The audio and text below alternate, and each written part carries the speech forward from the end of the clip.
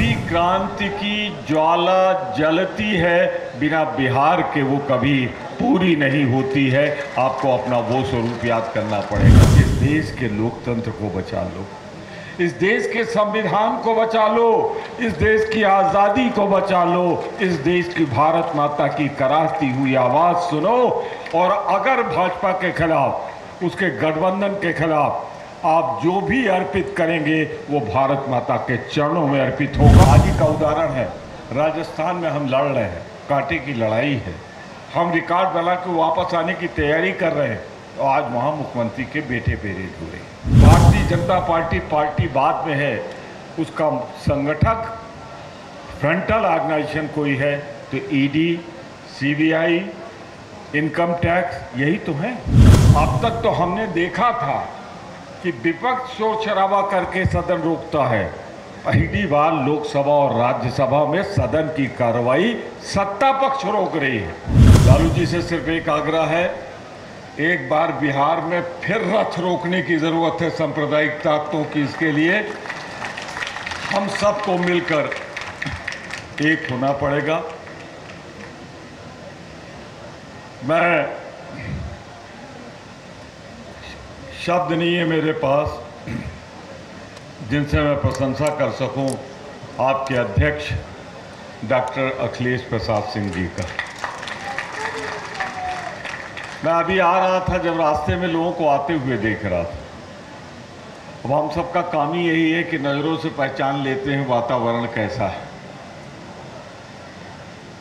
एक बार फिर बिहार की कांग्रेस अंगड़ाई ले रही है, ये मुझे सड़कों पे दिखा। वो जोश और उत्साह दिखा, वो यहाँ भी है, ये मैं महसूस कर सकता हूँ। और सच पूछिए तो उत्तर भारत से अब आपको कमान संभालनी पड़ेगी, क्योंकि जब भी क्रांति की ज्वाला जलती है, बिना बिहार के वो कभी पूरी नहीं होती है। आपको अपना वो स्वरूप याद करना पड़ेगा। इन सब में सबसे ज़्यादा मैं आपका प्रणाम और अभिनंदन करता हूं, जिसमें आने वाले देश का भविष्य मैं देख रहा हूं कि आपके जोश और उत्साह में एक बार फिर देश की दूसरी आज़ादी की लड़ाई लड़ी जाएगी। और हम सच्ची श्रद्धांजलि, सच्चा प्रणाम, सच्ची पुष्पांजलि श्री बाबू को यही होगी कि इस देश को हम सांप्रदायिकता से मुक्त कराकर भाजपा शासन का अंत करें। यही सचमुच हम याद करेंगे। उनके कई स्वरूप थे। बिहार के एक स्वच्छ निर्मल छवि के वो एक ऐसे मुख्यमंत्री थे जिनके प्रशासनिक क्षमता को भारत सरकार ने सराहा था। पर उनके उस स्वरूप पर मैं चर्चा करना चाहूँगा, क्योंकि सब में हो चुका, सब स्वरूप उनके पूजे जा चुके। याद करिए, जब देश गुलाम था उस समय, चाहे चंपारण की धरती हो, ये क्रांति का दीपक कहीं जला था तो बिहार की धरती से जला था। और उसमें श्री बाबू के बिना ये इतिहास अधूरा रहेगा, सारी कहानी अधूरी रहेगी अगर हम उनके योगदान को नहीं सराहेंगे। यही नहीं, उन्होंने उसके बाद फिर भारत के नवनिर्माण में और ख़ास तौर से बिहार के नवनिर्माण में जो भूमिका निभाई गई, उसका जितना आदर के साथ हम याद करें वो कम होगा। पर यहीं से मैं अपना विषय चुनना चाहता हूँ, आपसे एक तुलना करना चाहता हूँ। वो दौर याद करिए जब देश गुलाम था। गुलाम कैसे हुआ था? किसने बनाया था देश को गुलाम? उन अंग्रेजों ने, जिनकी सदस्य संख्या, सैनिक संख्या तो छोड़ दीजिए, कुल मिलाकर भी कभी 1 लाख न रहे होंगे। उन्होंने भारत जैसे विशाल देश को गुलाम बना लिया था। अगर आप याद करें तो वही माहौल आज। उस समय वो हमें जात पे बांट देते थे, धर्म पे बांट देते थे, रियासतों में बांट देते थे, राजे महाराजाओं में बांट देते थे। अंग्रेज बंटवारा करता रहता था और राज करता रहता था, इसीलिए उसकी नीति कहलाई डिवाइड एंड रूल। आप मौजूदा हुकूमत देख लें, महंगाई बेरोजगारी से इनसे मतलब नहीं, 15 लाख से इन्हें मतलब नहीं, 2 करोड़ रोजगार से इन्हें मतलब नहीं। इनका अगर कोई आदर्श है तो मैं कहना चाहता हूं अखिलेश भाई, इनका कोई आदर्श है और जिसके रास्ते पे चल रहे हैं वो ईस्ट इंडिया कंपनी के रास्ते पर चल रहे हैं। दूसरी मैं इनकी तुलना करता हूं, ईस्ट इंडिया कंपनी क्या करती थी?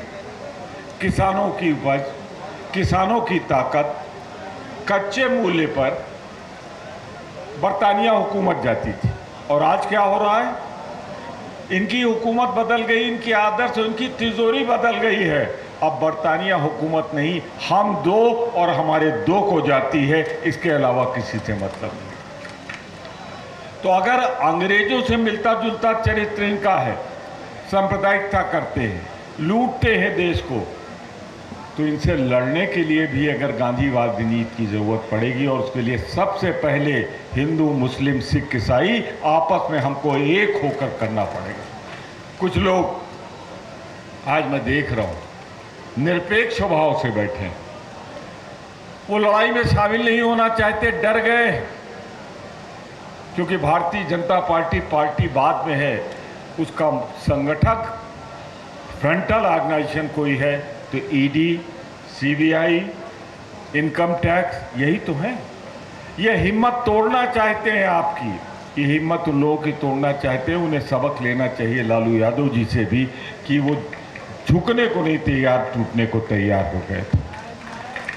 तो एक ये हमारे बहुत से कांग्रेस जनों के आज ही का उदाहरण है, राजस्थान में हम लड़ रहे हैं, कांटे की लड़ाई है, हम रिकॉर्ड बना के वापस आने की तैयारी कर रहे हैं, तो आज वहां मुख्यमंत्री के बेटे पे रेड हो रही, इसलिए कि भाजपा वहां जीत नहीं सकती, तो अपने फ्रंटल ऑर्गेनाइजेशन का प्रयोग कर रही है।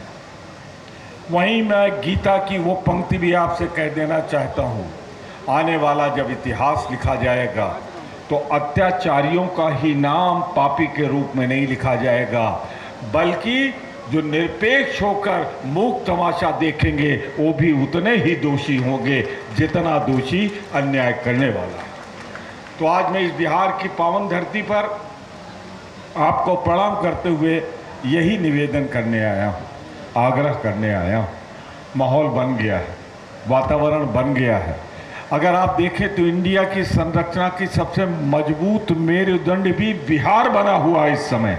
हमारे नेता राहुल गांधी, हमारी नेता सोनिया गांधी, प्रियंका जी और पूरी कांग्रेस पार्टी बिहार की तरफ देख रही है कि आप फिर अपना वही स्वरूप दिखाएं जो अंग्रेजों से लड़ने में और देश को आज़ाद करने में आपने दिखाया।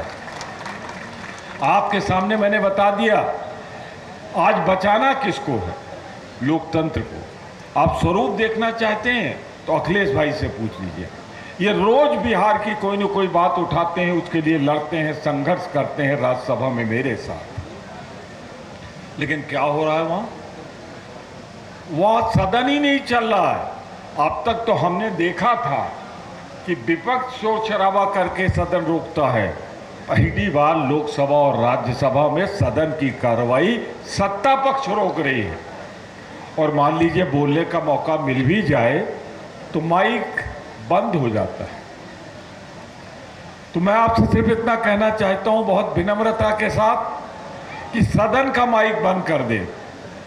वो हम पर अत्याचार करें, लेकिन एक बार फिर खड़े हुए जैसे अंग्रेजों को देश से भगाया था वैसे ही भाजपा को भगाने में, हटाने में वही पुण्य मिलेगा, वही शबाब मिलेगा, वही आपको ताकत मिलेगी जो इस सरकार को।